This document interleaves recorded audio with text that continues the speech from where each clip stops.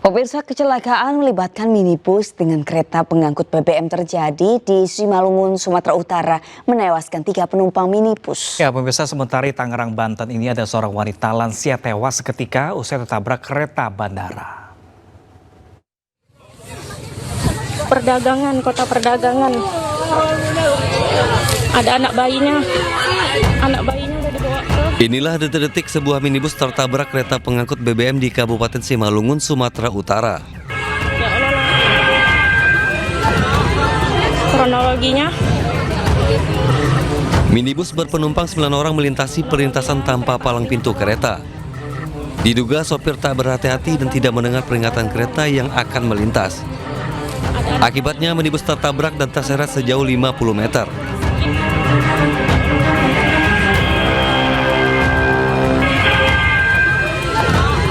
Ada anak bayinya udah dibawa ke rumah sakit. Warga sekitar yang mengetahui peristiwa ini berupaya mengevakuasi korban yang terjepit di dalam mobil. Kronologinya. Akibat peristiwa ini 3 penumpang minibus tewas di lokasi kejadian.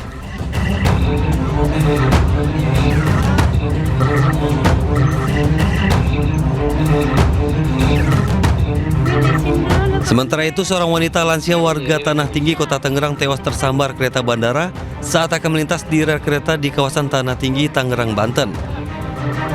Menurut saksi mata, korban yang berada di perlintasan rel tak menyadari adanya kereta bandara yang akan melintas.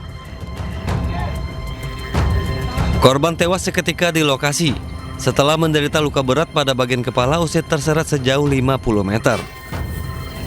Usai dievakuasi ke RSUD Kabupaten Tangerang, jasad korban kemudian dibawa pihak keluarga untuk segera dimakamkan. Dari Simalungun, Sumatera Utara dan Tangerang, Banten, Dharma Setiawan Hasnugara, iNews melaporkan.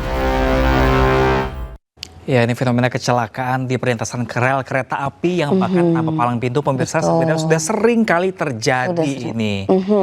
Ya, mungkin kita tidak bisa menyalahkan siapapun ya, entah itu mobilnya ataupun juga keretanya. Mungkin dari pihak PT KAI-nya juga harus dilengkapi juga adanya penjagaan, petugas jaga di sana. Iya. Atau mungkin PT KAI bisa ditambah lagi, ada palang pintunya kembali yang otomatis Dan setiap titiknya. karena banyak ditemukan ya Pram, di mana-mana ini masih banyak sekali rel kereta yang tidak ada palang pintunya. Seharusnya itu sudah menjadi suatu hal yang wajib begitu di setiap rel kereta dan harusnya dipantau terus oleh KAI sendiri untuk di rel kereta harus ada palang pintu. Benar pemirsa, ini aja tidak tanpa palang pintu, bahkan ada palang pintu juga ada beberapa kendaraan yang nekat untuk pemirsa untuk menerobos ke jalur kereta. Jangan sampai dong mengorbankan nyawa sendiri ataupun nyawa orang lain nantinya. Kita informasi lain pemirsa, ini Polda Metro Jaya telah menerima hasil pemeriksaan laboratorium forensik terkait kasus kematian diplomat muda Kementerian Luar Negeri Arya Daru Pangayunan. Penyidik masih melakukan sinkronisasi dan mengumpulkan alat bukti untuk menemukan fakta sebenarnya. Sebut oleh Pak Kasubdit bahwa ada banyak kartu yang terregister gitu. Kepala Subbidang Penerangan Masyarakat Polda Metro Jaya AKBP Reonald Simanjuntak mengatakan pihaknya telah menerima hasil pemeriksaan laboratorium forensik terkait kasus kematian diplomat muda Kementerian Luar Negeri Arya Daru Pangayunan. Arya sebelumnya ditemukan tewas di kamar kosnya di kawasan Menteng, Jakarta Pusat pada Selasa 8 Juli 2025 lalu. Kalau dari penyelidik untuk hasil lapor sudah keluar, nanti akan disampaikan pada rekan-rekan pada rilis. Ya, mohon waktu. Saat ini penyidik masih melakukan sinkronisasi dan mengumpulkan alat bukti untuk menemukan fakta sebenarnya dalam kasus ini. Tim Liputan iNews melaporkan. Polisi masih mencari ponsel milik diplomat Kemlu Arya Daru Pangayunan. Ya, pengungkapan isi ponsel ini pemirsa seharusnya bisa jadi petunjuk jejak digital Arya Daru Pangayunan sebelum akhirnya ditemukan meninggal dunia.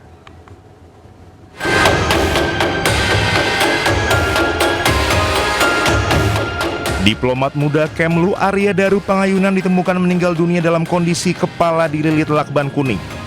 Korban ditemukan dalam kondisi berpakaian kaos dan celana pendek serta badan ditutupi selimut di atas kasur.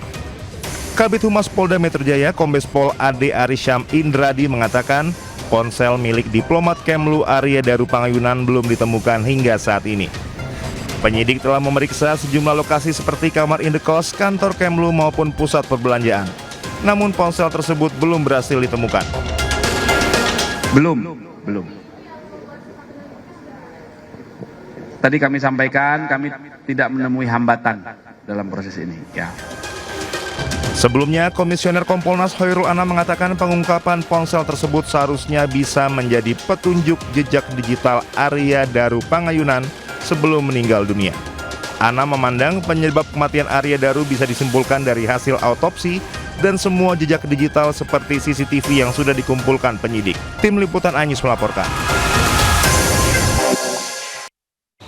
Pemirsa, sementara itu Bambang Wijoyanto, Wakil Ketua KPK 2011-2015 memaparkan dugaan terkait kematian Arya Daru. Berdasar hipotesis Bambang, kematian Arya bukanlah insiden biasa melainkan sebuah rekayasa untuk membungkam sesuatu.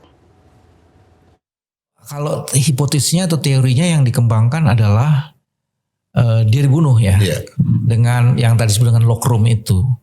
Karena kan pasti ada motif kan. Nah, saya menemukan sebenarnya ada 3, Pak. Motif yang pertama memang Arya itu menyimpan rahasia. Dan rahasia itu mempunyai nilai. Dan kalau itu dibongkar akan membuat dampak. Itu yang paling ini rahasia. Nah, rahasia ini kita nggak ngerti ini rahasianya apa ini. Nah, itu makanya kemudian menjadi penting bukan hanya satgasnya, itu handphone kok bisa begitu, terus yang disimpan dia tuh apa? Itu seolah-olah tidak dalam percakapan tuh. Handphone dibilang hilang. Nah, hilangnya itu memang benar hilang atau dihilangkan? Itu bagian yang pertama adalah makanya ada power dynamic itu kayak gitu, ada rekayasa dugaannya seperti itu. Jadi itu yang bagian pertama itu data. Terus yang kedua, dia sebenarnya mempunyai informasi lain yang mungkin dengan ini bisa 2 nih Pak. Bisa ada kejahatan yang lagi dia tindak lanjuti atau ada informasi penting mengenai kelakuan pejabat. Bisa kayak gitu tuh Pak. Kelakuan pejabat bisa pejabat di Deparlu. Bisa di tempat lain. Tahu juga bisa di tempat lain. Ya misalnya kelakuan dari sebagian orang-orang Indonesia yang ini dia mungkin sebagai biasanya kan kalau anak muda ini kan memang kemampuan keingintahuannya kan tinggi. Atau yang paling mengerikan Pak, dia dianggap agent. Ya pemirsa, kita ke informasi pertama. Pemirsa, ada seorang pria di Goa, Sulawesi Selatan ini jadi korban amuk massa setelah dianggap sebagai anggota geng motor. Penganiayaan brutal itu diduga salah sasaran dan meninggalkan luka lebam di sekujur tubuh.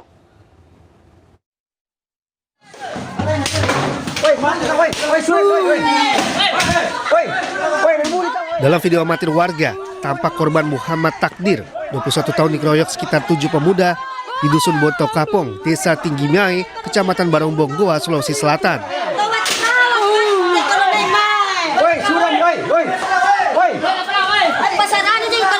Penganiayaan diduga salah sasaran karena korban dianggap geng motor. Akibatnya korban menderita memar dan lebam di sekujur tubuh.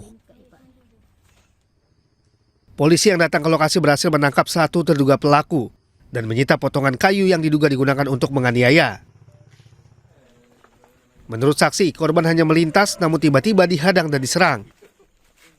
Pas jalan pulang ke Galesong kita ditahan. Habis ditahan baru dipukul. Cabukkan baju jadi lari. Terus teman tak? Terus temanku dikeroyok. Ada sekitar berapa orang itu? Sekitar 5 orang, 6 orang lah. Kenapa bisa itu ditahan? Kita sebentar lewat cuma klakson saja. Klakson? Ya, dikira mau menyerang katanya. Pada saat itu ada kelompok pemuda mungkin sekitar 6-7 orang. Kemudian ada motor yang melintas berboncengan 2 orang. Masyarakat yang pada saat itu atau kelompok pemuda yang saat itu lagi menonton langsung menghadang motor yang melintas tersebut. 1 orang sudah ditangkap, sementara 6 pelaku lainnya masih diburu polisi. Dari Goa, Sulawesi Selatan, Bukma, iNews melaporkan.